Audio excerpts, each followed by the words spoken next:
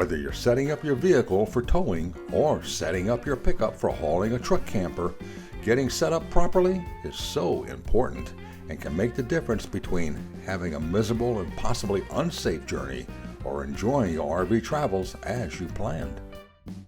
We asked Jeff Johnston, our associate producer and 30-year RV tech expert, to show us step by step exactly what he did to get his Ram pickup properly set up for hauling a new truck camper. Then it's just not your wife, husband, or kids that have anxiety when going on a trip. Actually, your pet can have anxiety also. This week, Dr. Fitz discusses pet anxieties and what you can do to get your pet relaxed and in time enjoying their RV adventures. Remember, pets love RV vacations too. Later, for all of you new RVers and viewers just tuning into RVing Today, our friend Evan Schmatter showed us a recipe for one of the most unique apple dishes we've ever had. And being we brought you this dish quite some time ago, we thought we'd bring it back for those of you who like apple pie and salad. Figure it out yet? Stay tuned, and I'm sure you'll be making this dish soon. These stories and more on this week's Rollin' on TV. Closed and Spanish captioning where available is sponsored by Forest River. Follow the river.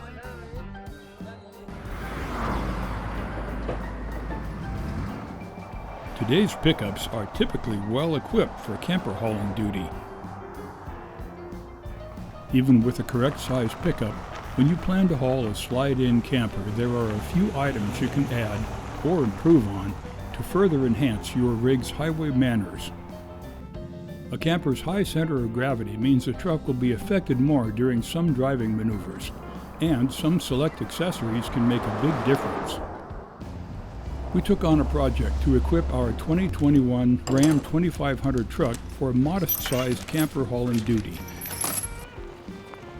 First up is a mandatory accessory, the tie-downs that secure the camper to the truck.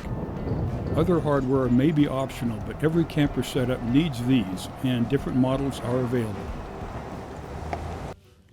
The Torque Lift brand of frame-mounted tie-downs cannot be beat.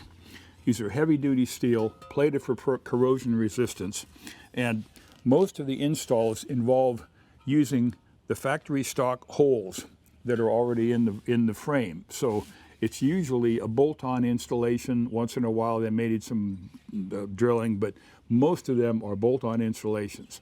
And they're available for a wide range of pickups, 1500 size models, all the way up to 3500 and more, and all years and so on.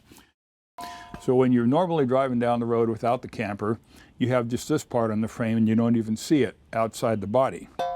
When you go to put the camper on, you slide this extension tube in place, and you have the tie-down loops on the outside here, and these are the part that sticks out beyond the truck body. So this can be removable. This part stays with your truck.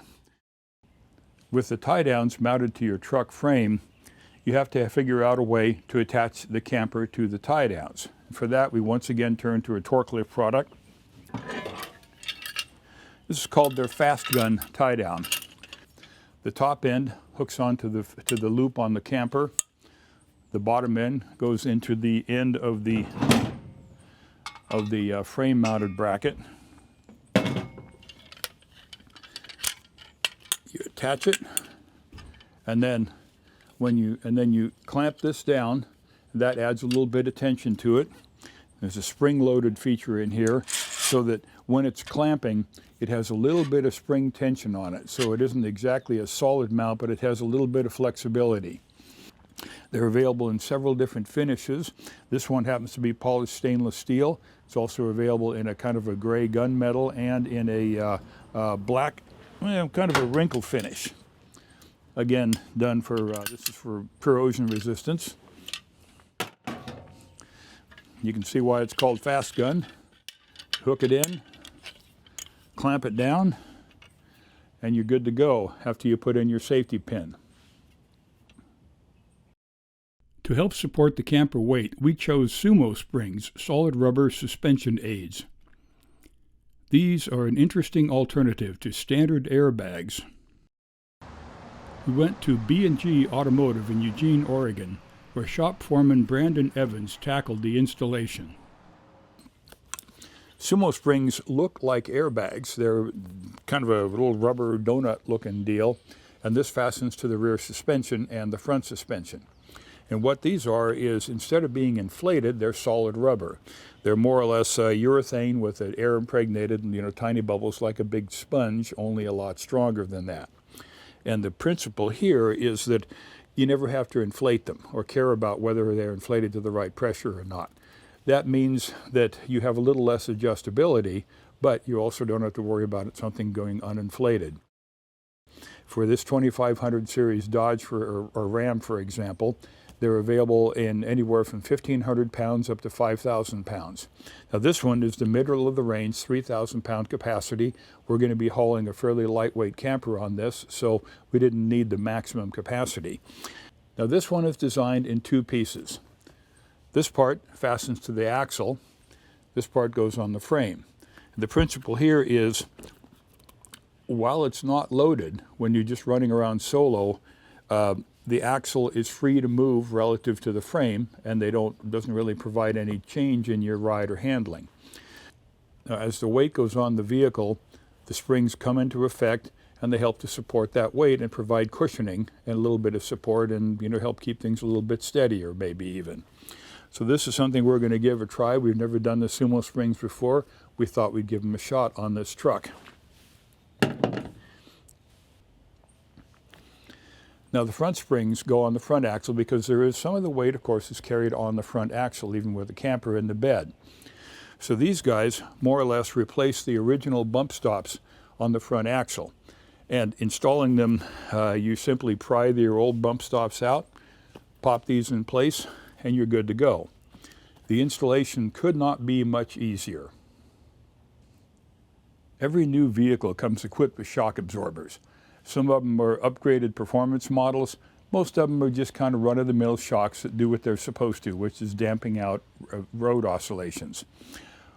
Fortunately, upgrading your shock absorbers is one of the easiest things you can do when you're outfitting a truck for camper hauling duty. And it's hard to recommend anything better than Bilstein shocks when it comes to upgrades like this. We're not quite finished upgrading our Ram for camper hauling duty. There are a few details remaining for the project, so stay tuned after the break for the rest of the story. We'll be right back. When Thetford launched AquaChem, it didn't take long before it became the #1 selling holding tank treatment for over 50 years. Until now. Meet AquaMax, Thetford's new generation of holding tank products that works even better and are also campground friendly and environmentally safe. Looks like a new #1 is taking over. For more information, visit thetford.com. Want more RVing today? Then visit rvingtoday.tv. Besides our weekly show and extended segments, you'll find additional stories and videos along with insightful information on what's new and what's happening around the world in RVing. From luxury RVs to unique camper vans, and from RVing with pets to RVing with kids. You'll find it all and more in rvingtoday.tv.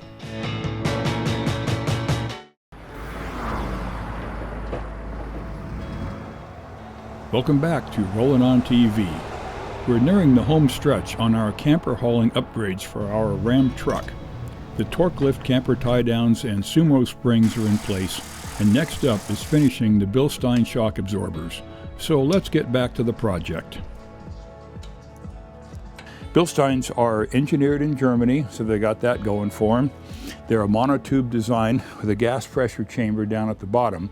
And what this does is help to prevent cavitation or foaming of the oil, so to speak, when the product heats up a little bit. Bilsteins are available for just about anything with wheels on the road, including all kinds of trucks, tow vehicles, and so on, motorhomes even. Each shock is specifically valved and engineered with performance characteristics to match the type of vehicle. You're going to need a different shock for a 2500 series pickup as opposed to, say, a family car. So we've got Bilstein shocks that are going on the truck, and this is one of the easiest things you can do to improve your ride, handling, tire life. Apparently it helps to improve your tire rubber mileage because it helps the tires to stay on the road a little more effectively. And it's one of those things that can make a, well, pretty fair difference in the way your vehicle rides and handles, and they last a long time. So we'll take a look at the installation. Depending on the setup, you may not need to remove the wheels and tires for this job, but Brandon pulled them for convenient access. Most Bilstein shock installations are easy bolt-in operations. The worst part of the job is getting access to the fasteners due to the crowded engine compartment or chassis spaces. The stock shocks come out and the new ones go in. It's a not too complicated process. Snug down the fasteners to the recommended torque and the Bilstein installation is finished. Last but far from least is the replacement upgrade rear anti-sway bar from Roadmaster. The stock truck comes with about a 7/8 inch diameter bar. This one is 1 1/8 inch diameter. Doesn't seem like much, but it doesn't take much diameter increase to dramatically increase the amount of roll stiffness. And they call this a sway bar, but technically it's an anti-roll bar because when the body of the truck goes around a corner or you get a crosswind and the body's going to rock around a little bit, the bar helps to resist that because the bar is mounted on the axle, the ends are mounted to the frame, so it resists that twisting and helps to keep the body more straight and level, but it doesn't affect the suspension or ride because it still has, it allows free vertical movement of the suspension. Now the kit includes new end links, new mounting components with urethane bushings, which are a lot stiffer and less squishy than rubber, so they hold things a little stiffer, and of course a pile of parts. Now in the event you are going to be hauling something like a really big hard side truck camper that's tall, heavy, wide, and it's going to present an awful lot of sway or roll, Roadmaster does have a larger diameter bar that will work for that, but our fold down truck camper doesn't present that much of a top heavy load, so this 1 1/8 inch will do the job. So let's install it. Once again, we turn to our friend Brandon at B&J Automotive in Eugene to perform the sway bar installation. This job on this truck is truly a bolt-in operation using the same mounts and so on. The stock sway bar and end links are removed and set aside. The new Roadmaster end links are much stronger, and the new hardware fits like a champ. Brandon had some advice regarding the bushing grease included with the kit. So when you're doing this, it's really kind of a less is more kind of thing. If you put way too much grease in there, all that dust and grime from the road, it's all going to collect on there, and it's going to foul up the bushing, and then you'll have dirt and grime in there, and that's going to wear your bushings out faster. So definitely less is more. Installing the new sway bar was less than an hour's job, including pauses for setting up video angles.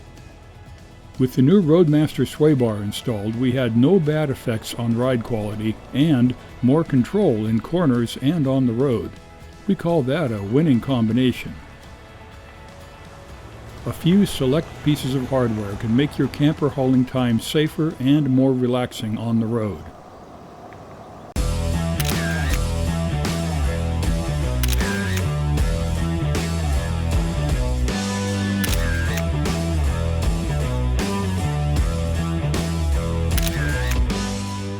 At Forest River, we not only build great RVs, we build award-winning RVs.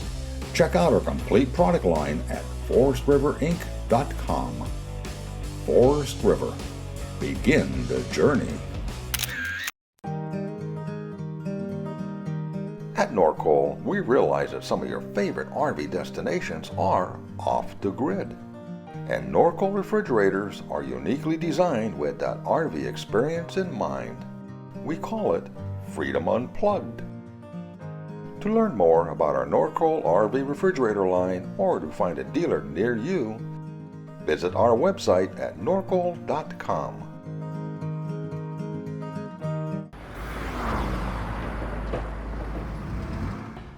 Welcome to RVing Today's Paws on Board. I'm Dr. Fitz, and this is Georgie. Is your dog panting and restless whenever they're in the car? Or does your cat meow for the entire trip? If you've seen these signs, your pet likely has travel anxiety. Some animals struggle primarily with longer road trips, but pets can also be anxious during the short rides as well. Some animals struggle primarily with longer road trips, but pets can also be anxious during the short rides as well. So how can you tell if your pet suffers from travel anxiety? If you have a cat, you know that they can be very subtle when it comes to body language and communicating with their owners. But look for a cat that's restless, can't get comfortable in its carrier, is meowing repeatedly, and may even urinate or defecate in the carrier. Dogs overall are a little less subtle. You may notice panting, drooling, restlessness, repeated whining or barking, and even urination or defecation in the car. Some owners even have difficulty getting their dogs into the car in the first place. It's important to note that some of these signs are very, very similar to motion sickness.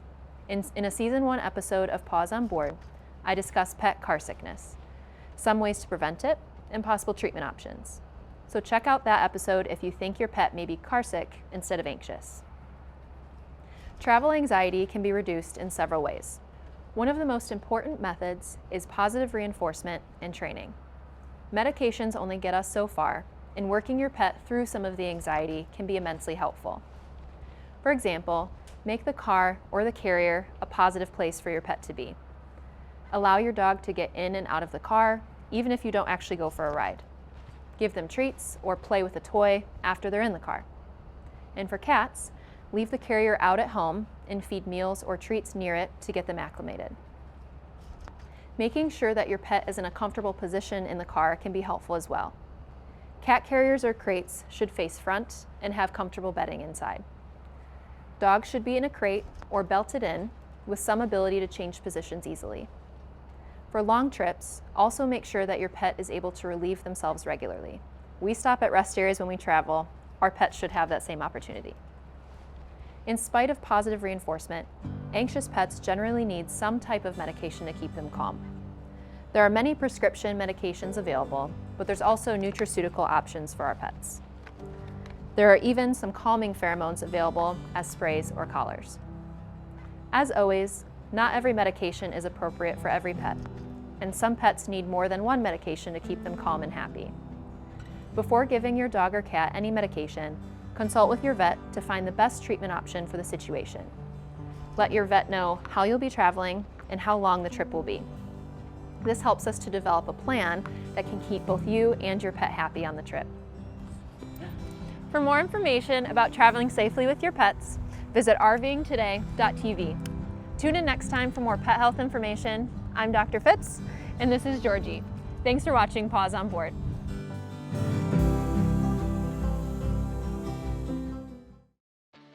Want more RVing today? Then visit rvingtoday.tv. Besides our weekly show and extended segments, you'll find additional stories and videos along with insightful information on what's new and what's happening around the world in RVing. From luxury RVs to unique camper vans, and from RVing with pets to RVing with kids. You'll find it all and more in rvingtoday.tv. When Bedford launched AquaChem, it didn't take long before it became the #1 selling holding tank treatment for over 50 years. Until now. Meet AquaMax, Bedford's new generation of holding tank products that works even better and are also campground friendly and environmentally safe. Looks like a new #1 is taking over. For more information, visit Thetford.com.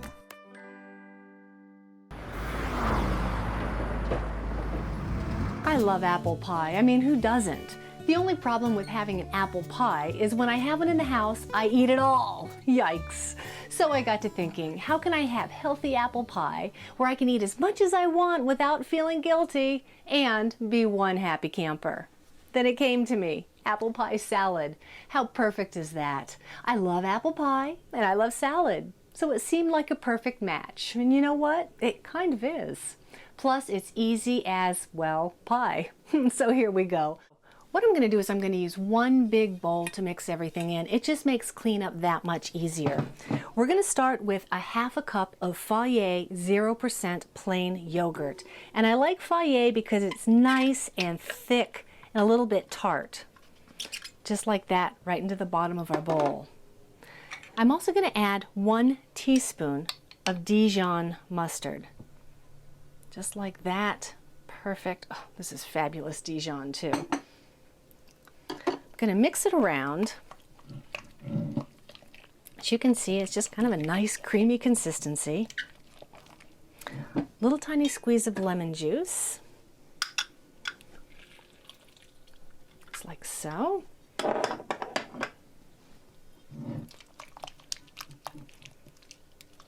And believe it or not, this makes an almost mayonnaise. It makes a fabulous pseudo mayonnaise. It's healthy and it is delicious. Now I'm going to add a little bit of honey. Here we go. I'm going to add about a tablespoon of honey. And you know my trick, I'm going to spray my tablespoon first. Beautiful.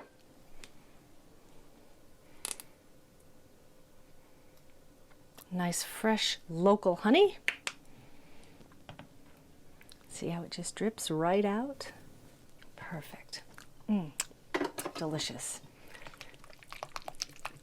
I'm going to mix this up just like so.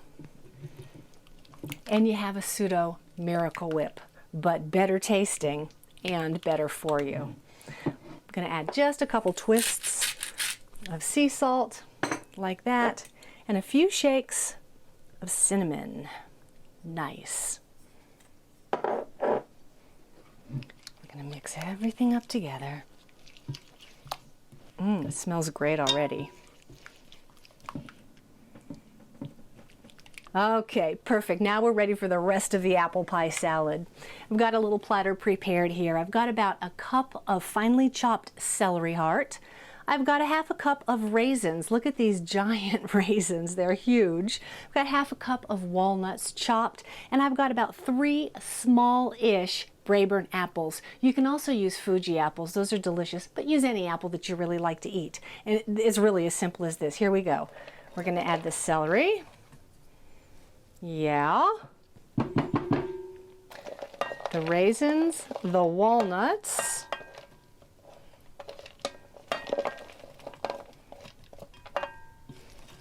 Give it a nice little stir, and in go the rest of the apples. Just like that. We're going to mix everything up until it gets nice and saucy, till all the apples and everything else is coated with the delicious sauce. That looks just about right to me. Perfect. Now we're ready to put it in the bowl. It really is that easy. Beautiful, nice spoonful. Oh, it smells great. Now, what apple pie would be complete without a crust? Since we don't have a crust to go in the bowl, I have a perfect solution for us. Graham crackers. So what I'm going to do is I've got some little mini graham crackers here. I'm going to put them on the side. Perfect. We're going to give it just a little sprinkle, just a slight dusting of cinnamon. Well, there you have it, our easy peasy apple pie salad. You saw how simple it was, and believe me, it is delicious. We've got our apples, walnuts, raisins, our healthy Fage 0% yogurt. I mean, really, what's not to love? Hey, I'm Yvonne. Thank you so much for being here. I can't wait to see you next time. I'm gonna dig into this apple pie salad, so cheers. For additional information on any of the stories or products seen on this week's show, visit our website at rvingtoday.tv. Don't forget, you can also watch RVing Today on Roku, Amazon Fire, Vimeo, YouTube, or any of our station streaming services. This has been another fun production.